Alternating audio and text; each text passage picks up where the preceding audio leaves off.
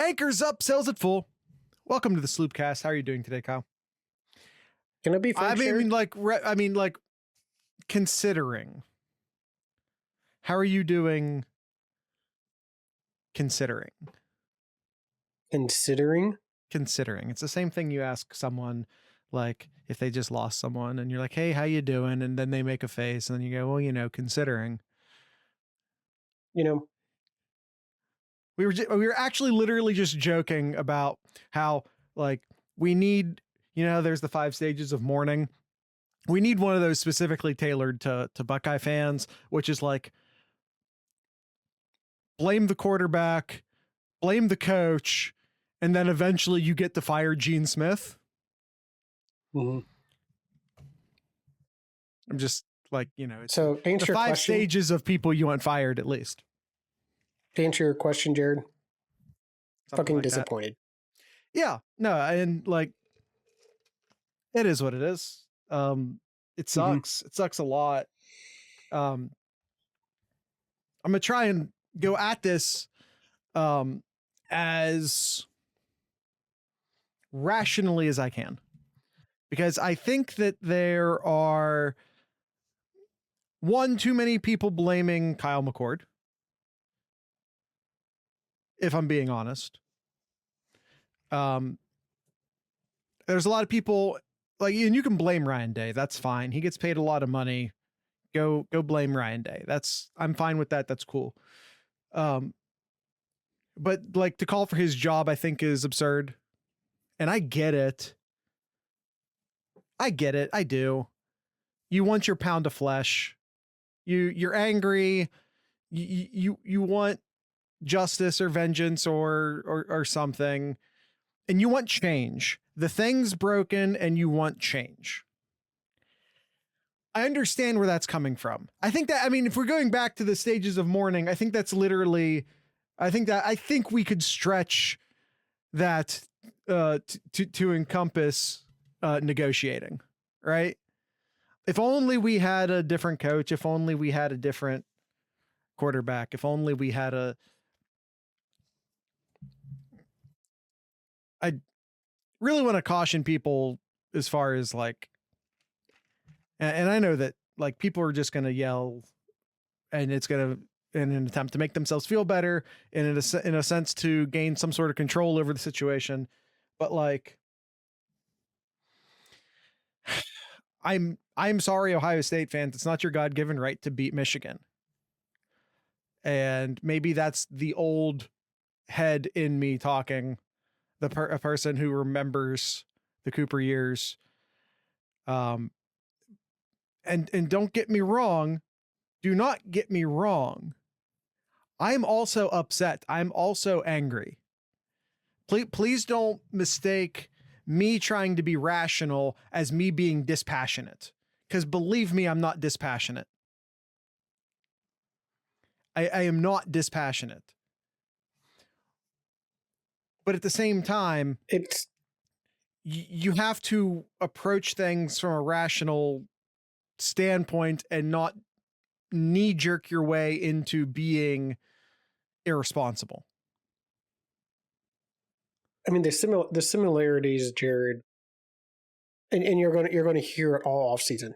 You're just going to hear the similarities with Coach Day and Coach Cooper is there. The similarities is there. Really strong recruiting class, strong, cool. Strong against opponents that's not Michigan. But then when it comes to the game that matters, it laid an egg here. Laid an egg. Absolutely did here. And I mean, let me say this. Ohio State fans in general, people. And, I'm saying Ohio State fans because this is an Ohio State podcast. I'm talking to Ohio State fans, right? Because literally everyone does this. But you want to put yourself in the seat of the protagonist.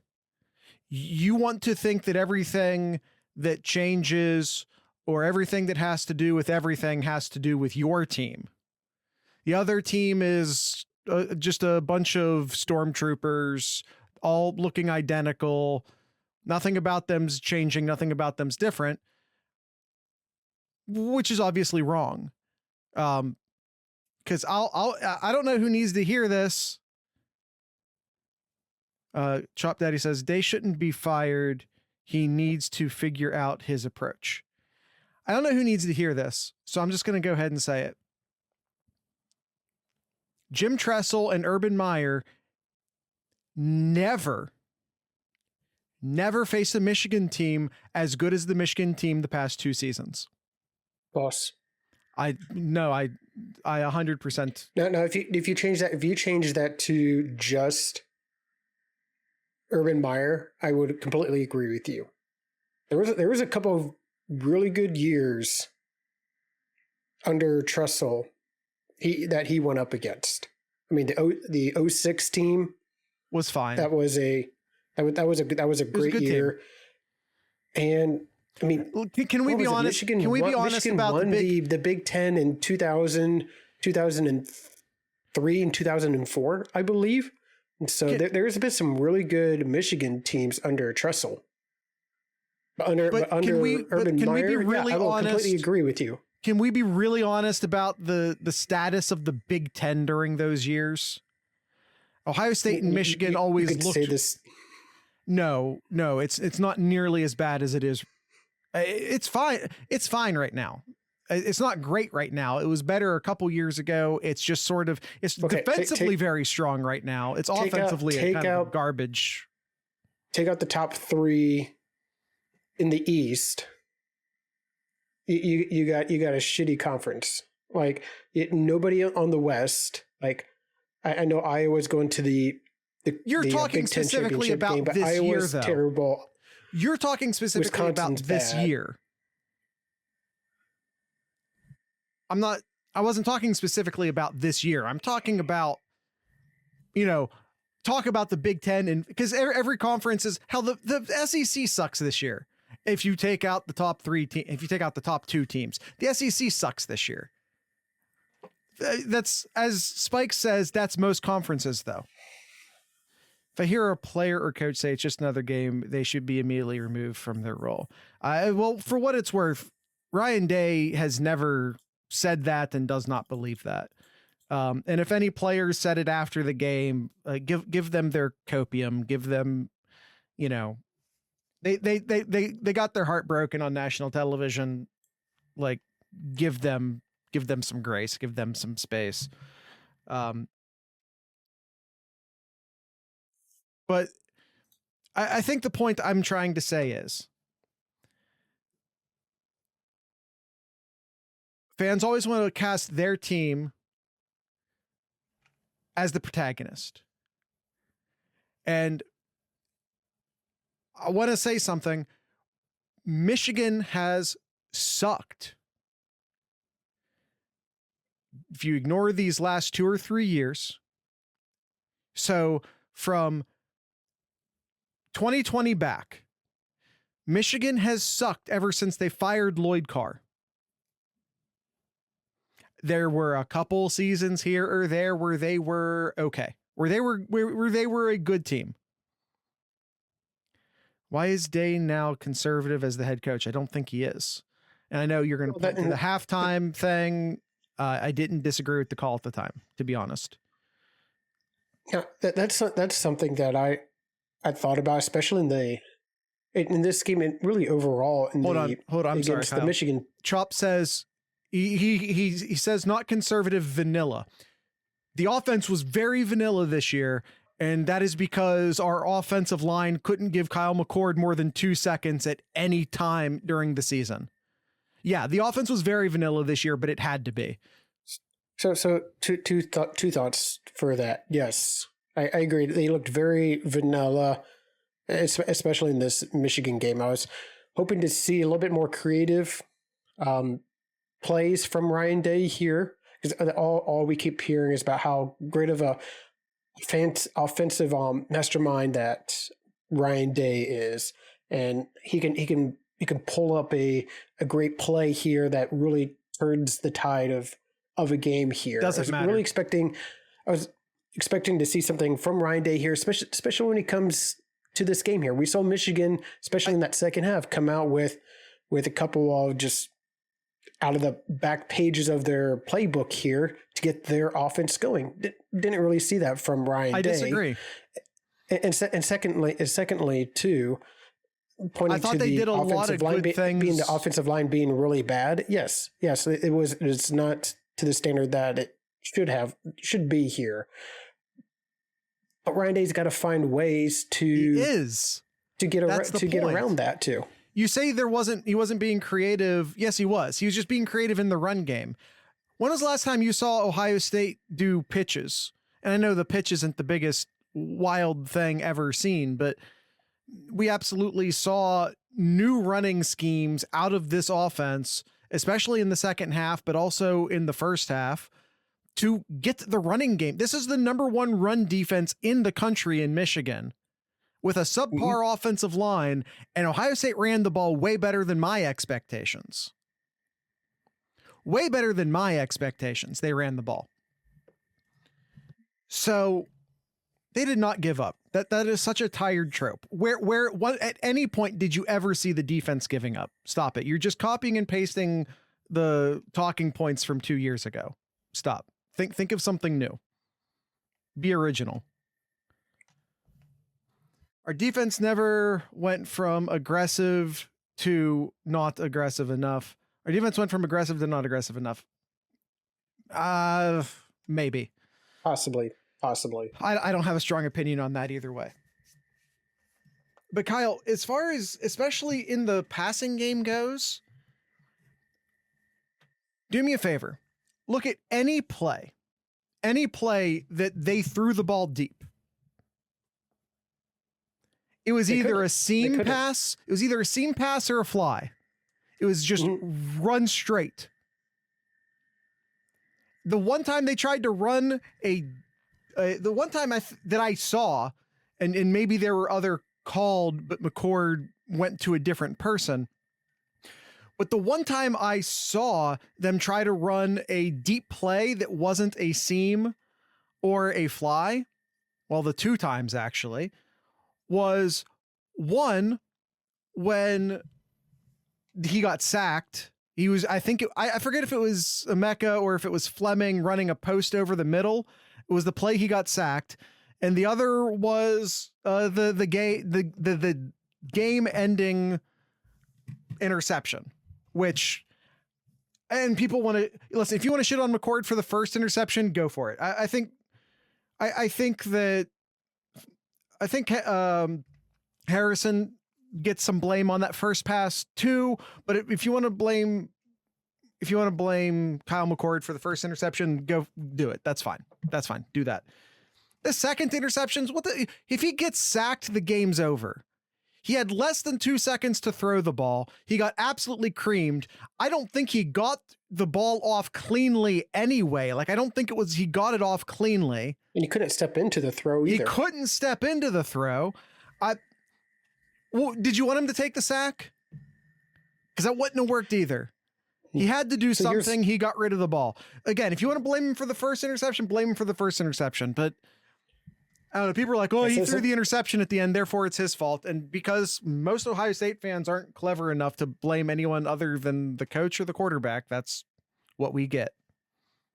All right. So since we're talking about Kyle McCord, here's my could have given it to Trey. At what point did he have time to think? Trey was okay. How long do you think he has to go to his second or third reads? The defensive lineman was on him in under 2 seconds. What did you want from him? Oh, you want him to get to his third or fourth read in under 2 seconds? This isn't Madden, my guy. So here's my thoughts about Kyle McCord here, since we're talking about him. It's I agree with you on that first interception. Definitely, you can blame it on him, and I think it's a split blame on both him and Harrison there. I don't think it's an even split. I'll defend Kyle McCord, but it's not an even split.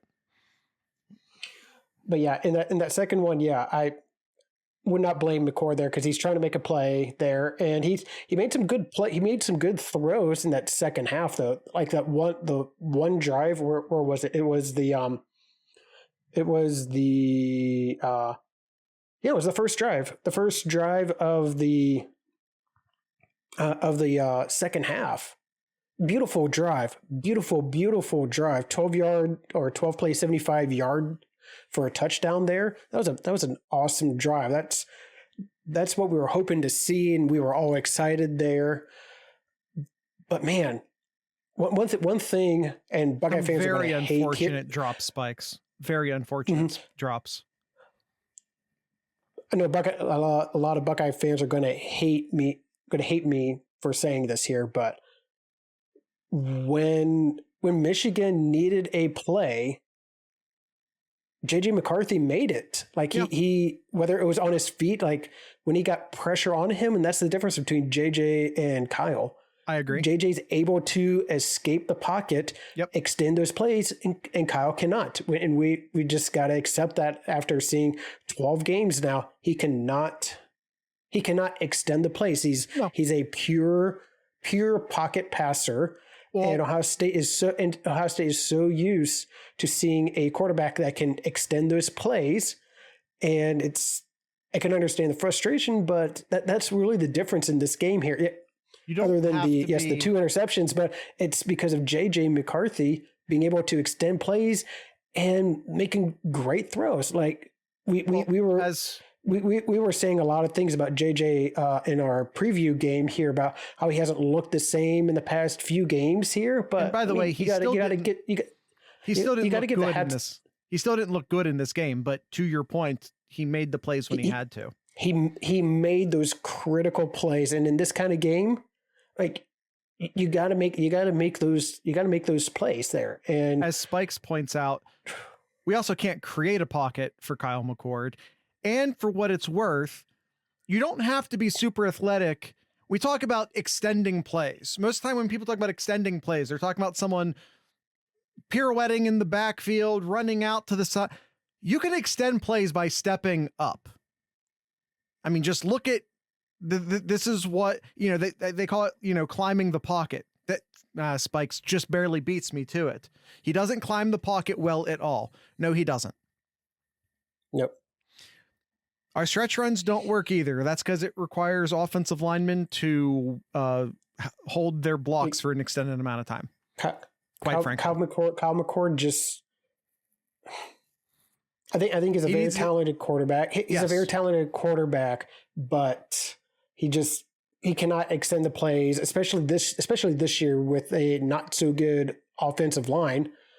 You need a quarterback. You need a quarterback that can extend those plays, and he's just not the type of quarterback for this offensive line.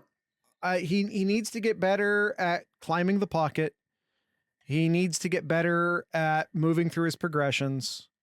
And I think a lot of that is related to him needing to generate some sort of poise in the pocket, which has also not been his strong suit. Mm-hmm. Those are things that we've been observing all year. Those are things that we've been saying, well, a young quarterback isn't necessarily good at this and a young quarterback isn't necessarily good at that. But on November 26th, you're not a young quarterback anymore. That's not how it works at Ohio State. Sorry. Like, you have 10 starts in your pocket. That's, you don't get to be a young quarterback anymore. And I think he can get better. Don't get me wrong. I think he has a whole other offseason with Day and company. The second year is when things really click for guys most of the time, and we've been spoiled.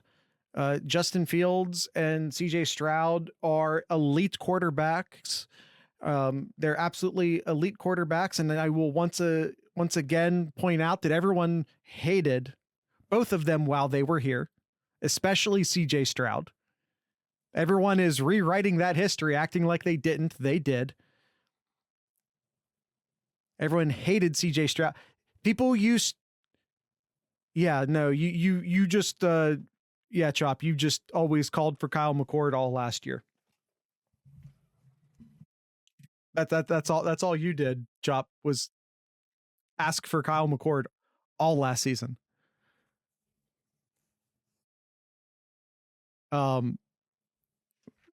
Here's I thought that I agree with maybe you it with was the the running season backs before. earlier. Maybe it was the season before, Chop. I thought Trey at times looked really good. And heck, even when Chip came in on that drive, when it was just back and forth with Trey and Chip going at it for giving each of them two or three runs and then give it to the other one for 2 or 3 runs on that one drive. That was beautiful. I really, really like that. And the offensive line got some good pushes there. So I thought they did pretty well. Marvin Harrison Jr. did what he could. He had another 100+ yard game, touchdown in here too. Fleming really showed up here. We didn't talk much about Fleming at all year. And he had 3 catches for 58 yards in this game as well.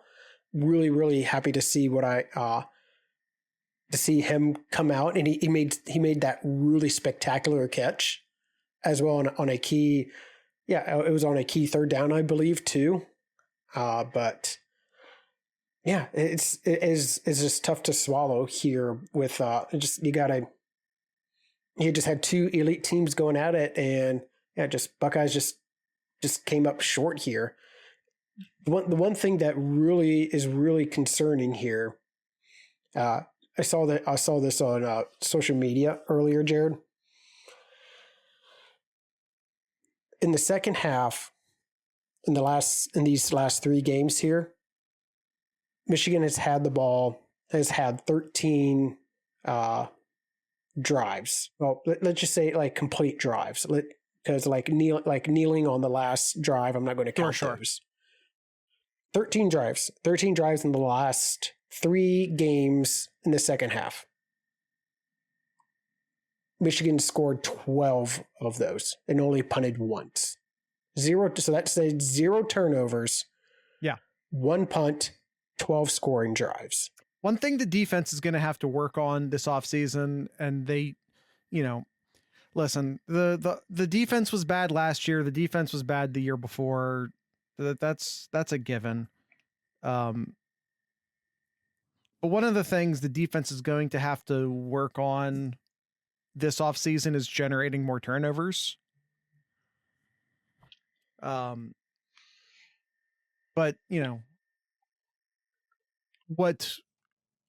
I mean, the defense played considerably better this year than it did the past 2 years. That needs to be said. Like, it wasn't anything like it was the last 2 years. The team did not like totally buckle and fall apart in the fourth quarter like it did the past 2 years.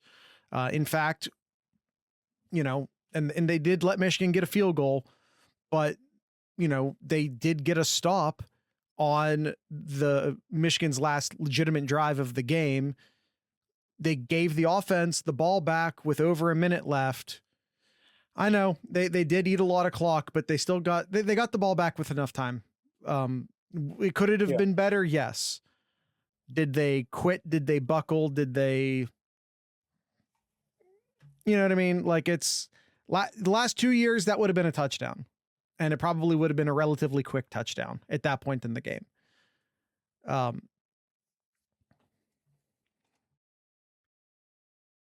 We did get hosed on the OPI. I'm never going to complain about refs, and I'm not going to blame the refs, because there were a lot of bad calls and a lot of there were bad calls in both directions in this game. Yeah. The refs were bad, and I don't just mean like bad for us. They were just bad. But there was just a couple of, the ball spotting was absolutely garbage. Yeah, absolutely, Stuart. Absolutely terrible. And there were a couple just close calls that could have gone in either direction, refereeing wise, that didn't. I think if you look at the Denzel Burke interception that wasn't, that would have stayed whatever it was called on the field. Whatever, that's a impossible play to call at full speed. And quite frankly, even when you slowed it down, I think they just would have left it whatever was on the field. That was a 50-50 call and we didn't get it. And it sucks. It sucks a lot. It could have been the difference in the game. But that's football, man. Like, that was totally a pick. That was a fucking, I think you're being Ohio State fans. I think that was just that was a 50-50 ball. It could have gone in either direction. They were never going to overturn that in either direction. That was never going to get overturned. They were leaving that what it was on the field, straight up.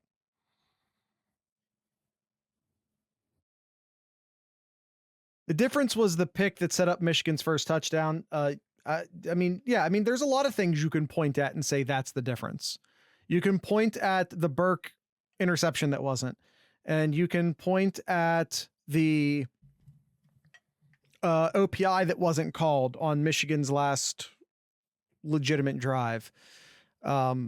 You can point at the interception at the early part of the game.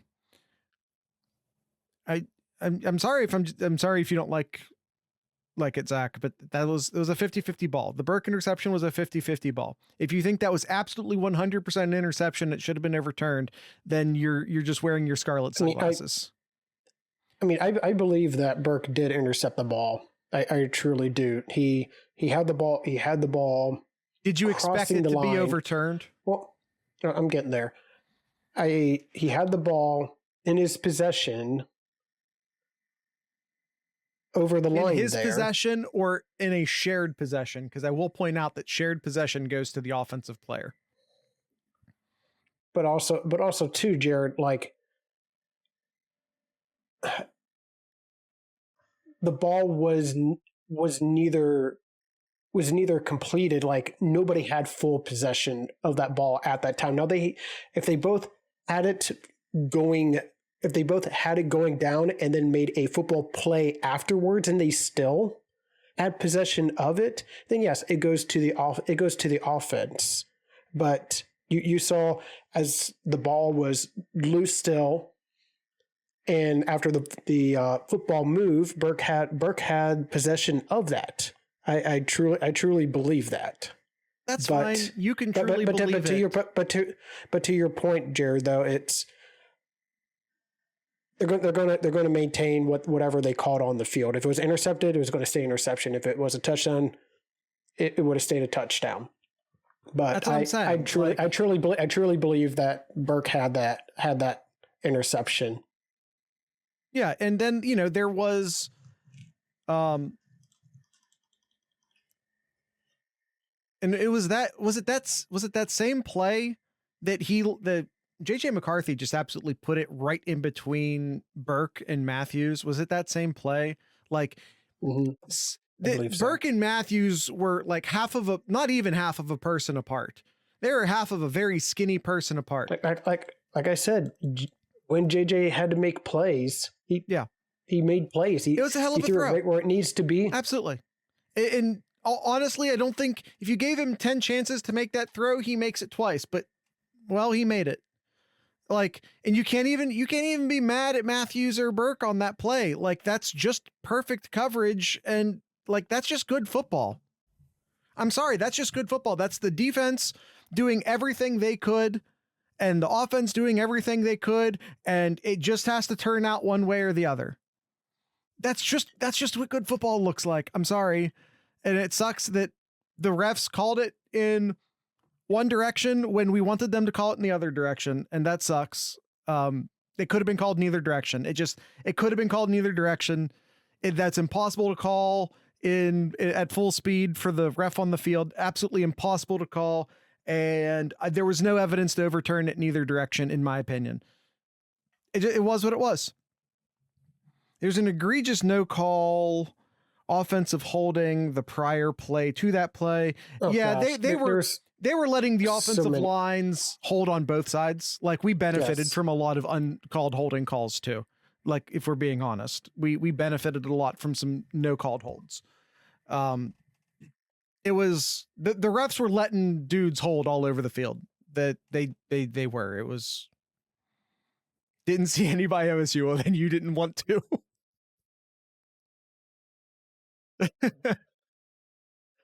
All right, let's get into some grades here, Jared, because I think as we're going to go through the grades, we'll talk about some of these other positions. I need to talk about something else.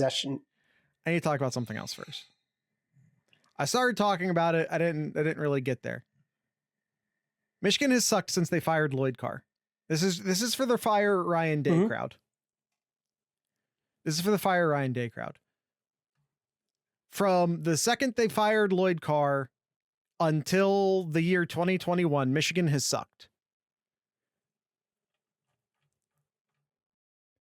Lloyd Carr took over Michigan in 1995. All-time record of 122-40. He won or shared 5 Big Ten Conference titles during that time. Won half of a national title. His record against top 10 teams was 20-8. He's in the College Football Hall of Fame. Is the second best Michigan coach of all time behind Fielding Yost, in my opinion. Don't give me that Bo Schembechler bullshit.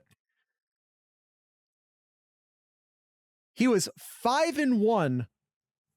He was 5-1 against Ohio State until Jim Tressel took over. Then he went 1-6 against Ohio State. Now, despite the fact that Lloyd Carr is clearly the second best coach that Michigan ever had, he gets retired.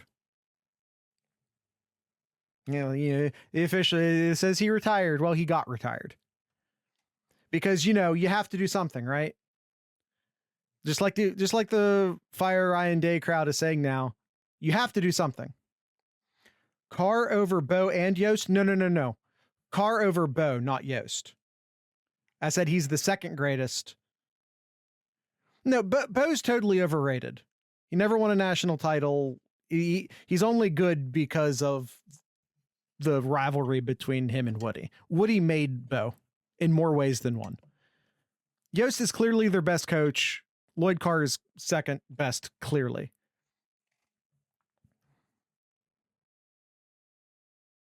So they had to do something. You have to beat Ohio State. You have to do something. Do something. Please, God, do something. They hire Rich Rod. Rich Rod goes 3-9, 5-7, 7-6. He finishes in the Big Ten 9th, 10th, and 7th, only going to one bowl game in 3 years and losing it. Ohio State fans, it is not your God-given right to be good. If you think Ohio State is incapable of hiring their own Rich Rod, you're wrong. If you think Ohio State will automatically make a good coaching hire after they quote unquote fire Ryan Day, you're wrong. So then, and I've already seen Ohio State fans saying this. We need an Ohio State guy. Day's not an Ohio State guy. We need an Ohio State guy. We need an Ohio guy. We need an Ohio guy, which ironically was the same thing that Michigan fans were saying after Rich Rod.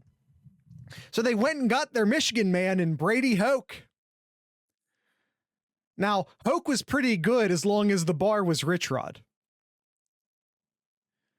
They went 11-2 their first season, then fell off, went to 8-5, 7-6, and 5-7. But hey, at least Brady Hoke beat Ohio State once when Ohio State had a interim head coach, and you know. And again, if you think Ohio State is incapable of making 2 consecutive bad coaching hires and having a 6-year, 7-year fall off from grace, if you think that is impossible at Ohio State, you're wrong. I could be doing this same thing for Alabama right now. Y'all remember Don Shula's kid when he coached Alabama? No, you don't. Maybe you do. Maybe you're old like me. You'd consider Day a bad hire? Abso-fucking-lutely not.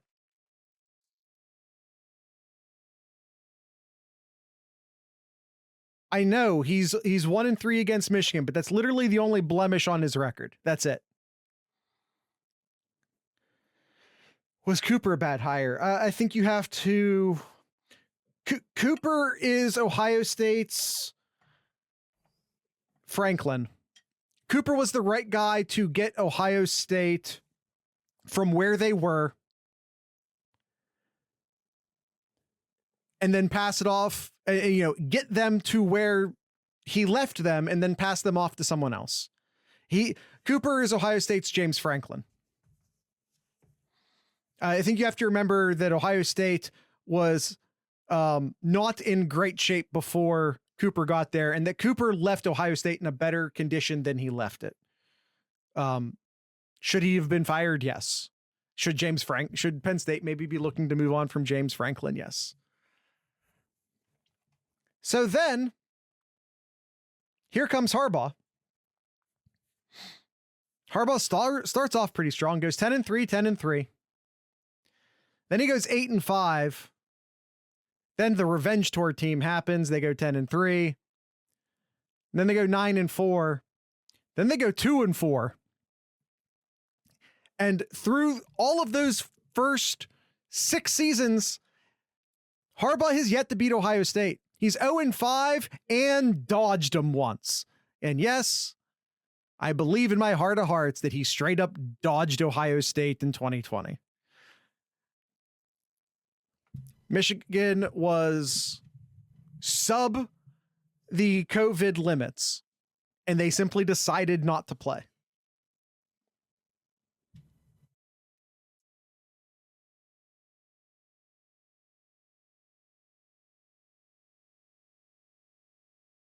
Are you hearing me? Harbaugh started off 0-5 against Ohio State, and they are now one of the best 2 teams in the country.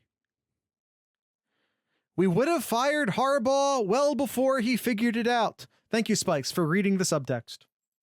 That was the subtext. Thank you.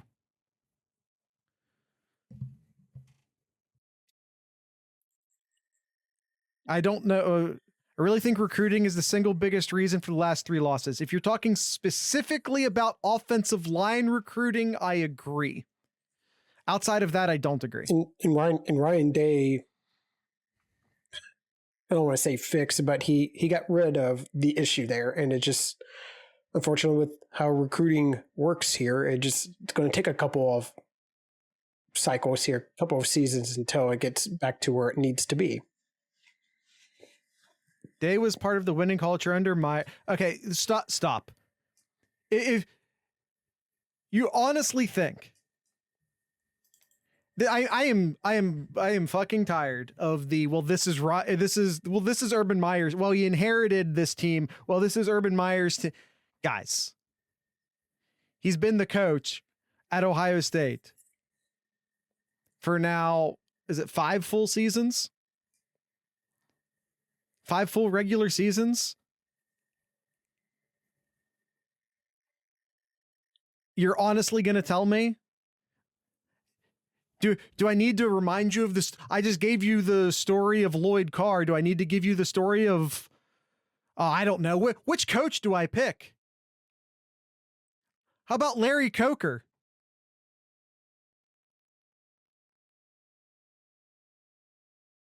How about Larry Coker? How far and how fast did Miami fall off under Larry Coker? But I could give you 1,000 names. You can inherit a good team for maybe 2 seasons. Maybe 2 seasons you can inherit a good team. That's it. You can't, if anything past 2 seasons, that's your team.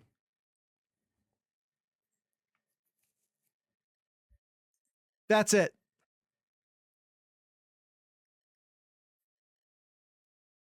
And yeah, it sucks. I hate that we're on a 3-game that those teams beat Michigan. That's nonsense. Absolutely nonsense. Look at the teams. Look at the Michigan teams that they were playing. Once again, Ohio State fans want to always see themselves as the protagonist of the story. You're not acknowledging that those are entirely different Michigan teams. They are not blank slate stormtroopers there for the shooting.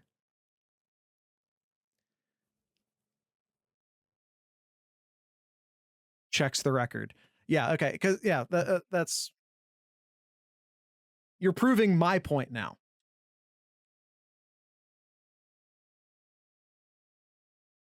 You're proving my point now. I said at least 2 years. You're proving some grades here, You're Jared. proving my point now, Chop. You Ohio State fans, all fans, only see their team as the protagonist. They don't acknowledge that other teams do things too. Let's do the grades. To answer your question, Zach, should they be recruiting the hood like Tressel and Urban? Urban. No, hold on. Urban. What? Urban No, Kyle. Do not fucking entertain that question. That's disgusting. No. Shut up. No, all I was going to say. No. All I was going to say is Day's Kyle, recruiting. that's a disgusting question. Do not respond to that. That's a fucking disgusting question. What the fuck does recruit the hood mean? Shut up. That's a disgusting question. I won't stand for that. I almost banned you. All right. Let's move on to the grades, Kyle. Coaching, Jared. I give him a straight C. I'll give him a straight C. I think that's fair. There were some goods, but there were some goods, but just needed to see more. I need to see some more creativity on both sides. There was times where JJ got all the time he needed, and there were other times that, yeah, just straight C. By the way, I see Tressel wanted good character Ohio guys. Jim Tressel, if we're talking about recruiting violations, and I'm not just talking about tattoos, Jim Tressel ran the dirtiest program Ohio State has ever run. People don't like it when I say that because it fucks with their image of Jim Tressel as being the good guy. Ohio State was SEC levels dirty under Jim Tressel when it comes to recruiting. What would you grade the coaching, Jared? C sounds fair to me as well. I think you said it right. There are good and there are bads. I know you want creativity on offense, but again, the offensive line totally... it's hard to be creative on offense when you can't reliably give your quarterback more than 2 seconds to throw the ball. And quite frankly, I think that the coaching staff gets a lot of credit for being creative enough to design some run plays to get things going, to, combat against what is an elite Michigan defensive line. Mm-hmm. Quarterback. I'll give Kyle McCord I'll give him a C-. I'm being very generous with Kyle because I know it wasn't. I know there was a lot of people were putting the blame on him, and yeah, sure, but I thought he made some good throws, but it wasn't on him that lost the game though. I don't think there was parts. Yeah, there's definitely parts he wish he had back, and definitely definitely wish he had back. But yeah, I think C-. You can convince me to a D, but I'll say C-. I think you're going in the wrong direction. I think he's a C+. Again, like before people jump on it's a C+. Like I'm not giving him an A here, but like I don't blame him at all for the last interception. Not at all. He had a second and a half to throw the ball He tried to get it to his guy. I don't know what you expect him to do in that situation. I thought he did a great job getting rid of it halfway competently. And by halfway competently, I mean he actually got rid of the ball instead of getting hit and spiking it into the ground because he was getting hit. I still don't think he got the ball away totally cleanly. I don't know if it would have mattered if he got it away cleanly, but the dude did what he had to do. All right, running backs. I thought when they had their moments, I thought the running backs did very well. I thought they did very well, so I'll give them a B plus. I agree. I was happy with the limited carries that they had. I liked what I saw, and it was just unfortunate that they couldn't get the ball to them more. So I'd say B plus. Yeah, they ran against the number one rushing defense in the country, averaging 4 yards a pop. That's good. That's good.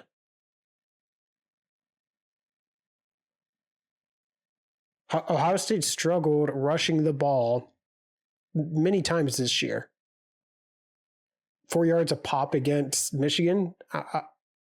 I'd take that pretty much every year. So B plus. I agree. I second what Kyle said. All right. Offensive line, D. I'm giving them straight up D. The only saving grace for me giving them an F was that they only allowed 1 sack. No, I don't even give them that. Again, the entire game plan was designed for Kyle McCord to get rid of the ball immediately. People, why wasn't Kyle McCord going through his reads better? And by the way, he does need to go through his reads better. I'm not saying he doesn't. But the clock in his head is instant. He has to get the snap and get rid of the ball. That's what he's being trained to do because they have to. Mm-hmm. Hopefully he isn't ruined. Where would you grade the offensive line, Jared? I hope not. I'm going to go very slightly nicer than you. Only because I thought they did well when running the ball. I'm going to go C-. Again, I give them that good of a grade because they did do a good job running, blocking most of the game. Right, tight end here. And again, when I say this is against the best run defense in the country. All right, tight end here. It's so tough for me to grade the tight end here. I wanted to see more Stover here, but yeah, I'll say like a C plus, somewhere around there. Like they didn't do anything terrible, but they didn't do anything that stood out to me. I thought Stover played well when it was thrown to him. It wasn't thrown to him a lot, and I don't know if that's game plan or him not getting open. I'm going to go with a straight B. Not a ton higher than Kyle's. And you also have to acknowledge that, when we talk about how good the run blocking looked, that also goes for the tight ends. So I think that might be the difference between Kyle and I's grade. If we're talking purely pass, C+ seems fair. Factoring in the run blocking, I'm going to knock him up to a B. Wide receivers. If you take Marvin Harrison Jr. out of here, it'd be a lot lower grade. I'd give him like a C. I think the wide receivers is a C here. Marvin Harrison, 118 yards, got a touchdown in here. Emeka got himself a touchdown as well. Fleming had his best game of the year, possibly. I didn't really look at the stats for Fleming. But man, Ibuka just uncharacteristic.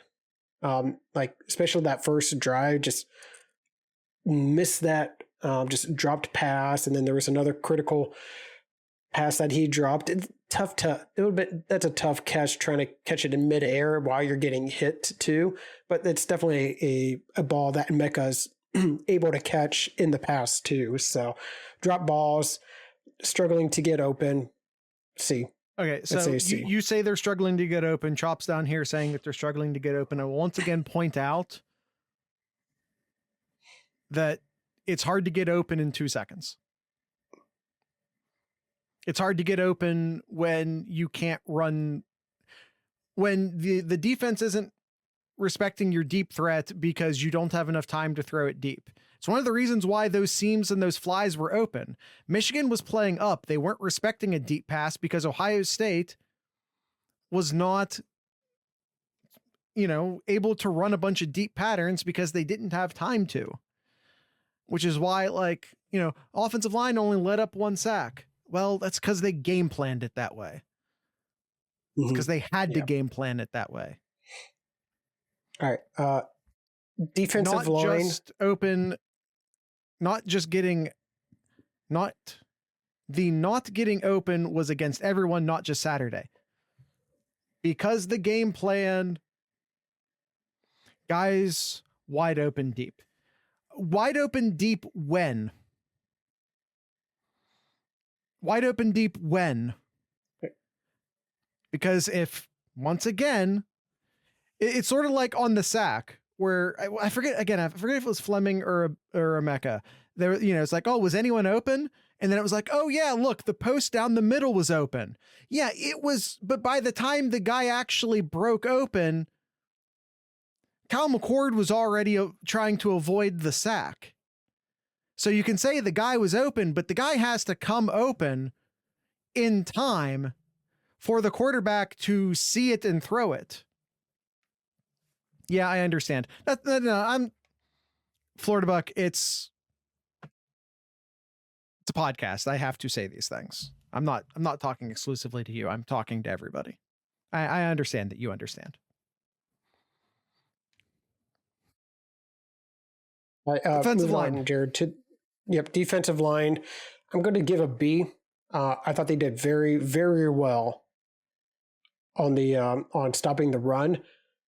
Other than the one long run that they allowed they allowed one long run on Corum that ended up for that touchdown. They held Corum and Edwards really well. I thought the defensive line did very well, but the reason I'm not giving them any higher than a B, it's on the passing side. Yeah. Something they struggled all year is getting that pressure, and it showed here. At times, JJ had time to throw and made those throws very accurate. He was 80% completion in this game. 80%, 16 for 20. That's what an offensive line can do for you to get you time to make those throws. Absolutely. What you got? Linebackers. No, I agree with you. I will once again copy and paste everything you said. Linebackers.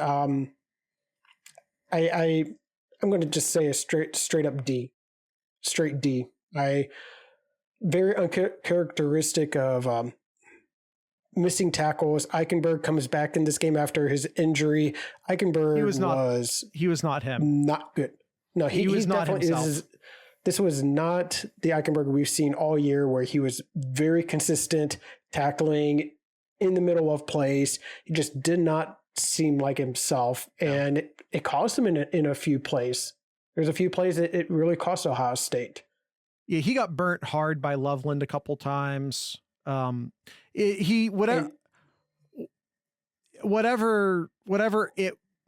his specific injury issue was, he's not over it yet. That was not the Eichenberg we've seen the past 2 years. Yeah. Yeah, but I'll say a straight D. I'll say a straight D. Just not making the tackles, not covering Loveland there, just in the middle of the field there. Yeah. I mean, I think they also get some credit for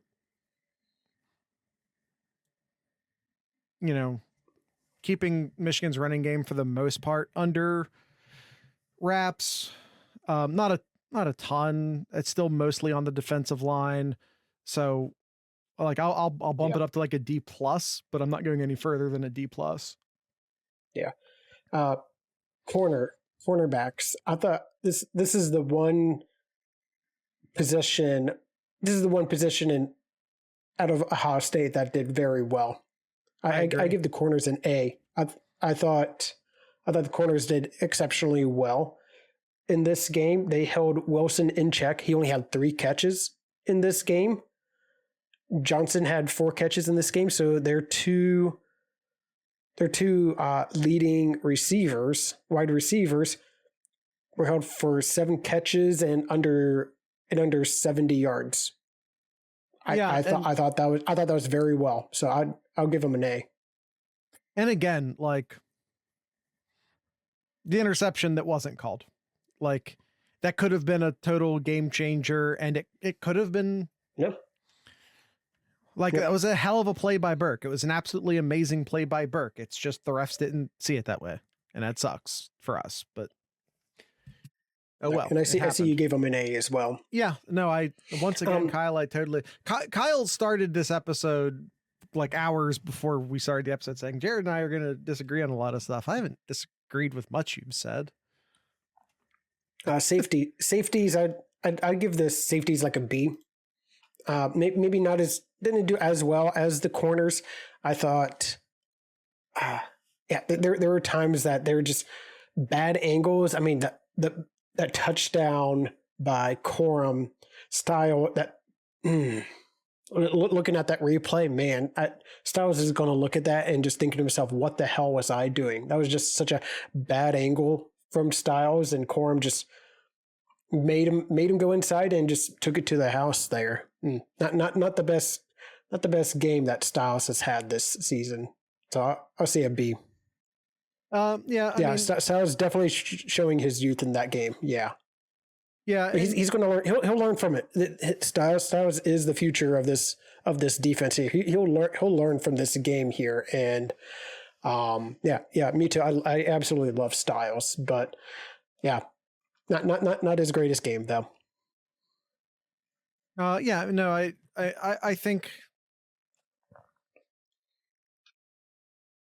I agree with most of what you said. I want to give a reason, but like, I don't know, we're running over on time. I'm just going to say I'm going to go up a B+ for pretty nuanced reasons that don't really matter. So let's just move on to special teams. Special teams. First year. What do you mean Hartford played like shit? One, I don't think Hartford was okay. Yeah, one, Hartford I don't think he okay. played a ton. And 2, what do you mean he played like shit? I didn't ever remember seeing him play like shit. Looking at the stats here, Hartford had 0 tackles. So, well, I'm saying I don't even think he played that much. Mm-hmm. Yeah. All right, special teams, Jared. First year, I'm giving this grade to an Ohio State position, M. That's not giving M. That's the Tuesday show. That's the Tuesday show. Oh, okay. All right. We don't do M's on the show. I'm giving an F to the special teams. I really don't know why they get an F. Not that I'm super high on them myself. I mean, I'm just going to give them a C because they just kind of were there. Yeah, I know. Fielding missed. That sucks. He made his first try that unfortunately didn't count. Again, it's just another 50-50 that didn't play out. The field goal kick. Punting was awful. Was awful in this game. Averaged just over 35 yards. And especially in that first half, those first few drives where the teams were kind of fueling each other, trying to figure out what to do. Michigan was winning the field position battle there. And not quite an 80-yard punt. He had a 71 yard punt there, but yeah, not the greatest game for Mirko. And yeah, I'm not going to blame the missed field goal on fielding. That's a tough one. That's 52 yards. That's tough on him. I'm not going to blame him on that, but And again, he made the first try. He did. He did make. Yeah, he didn't make the first try, but I'm still going to stick with the F there. Just.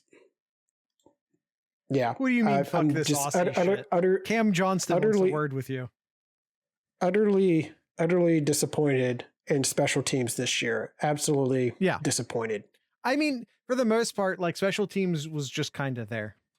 I mean, if we're talking all year, it was just kind of there. Yeah, not very special. That's correct, Spikes. I don't know. It was just there. That didn't do anything spectacular the entire season. Like the little kid in The Incredibles sitting in this big wheel saying, I'm waiting for something amazing to happen.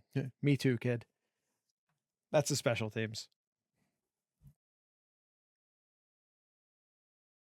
Yeah, I mean, I'm not one to. I see all of you talking about Parker Fleming in the chat. I'm not one to call for someone's job. I'll just say it would be kind of neat if James Laurinaitis got a promotion and was allowed to go out on the road and recruit. And if something needs to happen to facilitate that, then so be it. All right. Buckeye leaves, Jarrett. Buckeye leaves. No one gets a leave. You don't lose to Michigan and get leaves. And also we're over on time. So, screw it. I will give a shout out. I'll give a shout out to Jack Sawyer. In this game, I thought Jack Sawyer had a great game. He definitely made his presence known, especially early on. I really liked what I saw with Sawyer. It's a team effort. It's a team effort, and the team as a whole failed. Yep. By the way, if you're wondering, if you're sitting there thinking to yourself, can Ohio State still get into the playoffs? That's the thing we're going to talk about on the Tuesday show. So we're gonna do collegiate chaos. We're gonna update our tier list, and then we're gonna do some scenarios. We're gonna do some scenarios, and we'll see what scenarios could potentially land Ohio State in the playoffs. So that we'll be doing that on the Tuesday show. Kyle, like I said, we're already like well over an hour at this point. Do you have anything in Kyle's corner? No, we'll just go ahead and end it. Oh, the Crew One moving on to the Eastern Conference Finals to take on in-state rival Cincinnati. State rival Cincinnati.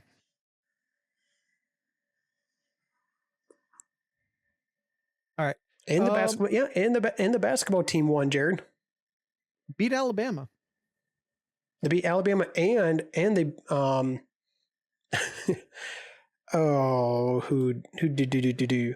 Yeah, they also beat Santa Clara to win the classic that they run. It was the Emerald Coast Classic. So yeah, that's a good showing for them. Happy for that. I knew, Stuart. Right, but no, that's it. That's it for me. Is just those two highlights. Okay. Tonight's ending music is a band out of, I want to say Dayton. They're called The Werks, spelled Werks, The Werks. So with all that being said, we are a March team. How many? I know you meant basketball. Well, when was the last time we won a tournament game? And I'll just leave that and go ahead and say, that's it. That's the end of the show. Once again, this band's called The Werks. So with all that being said, I'd like to encourage everyone to drink local beer, listen to local music, and of course, support your local podcasters. Once again, these are The Werks.